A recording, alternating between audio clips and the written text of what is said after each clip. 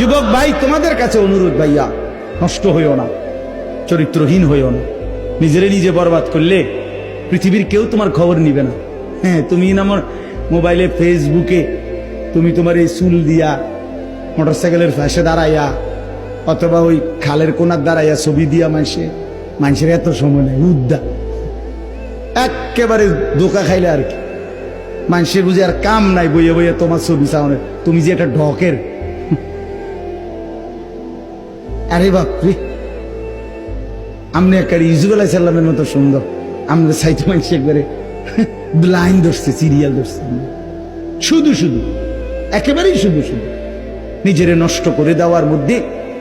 তুমি যদি চরিত্রহীন হয়ে যাও ভাই, তুমি বখাটে হয়ে গেলে, তুমি মদে আসক্ত, নারীতে আসক্ত, জিনা ব্যভিচারে আসক্ত হয়ে গেলে, খোদার কসম বলবো কেউ খবর নিবে না।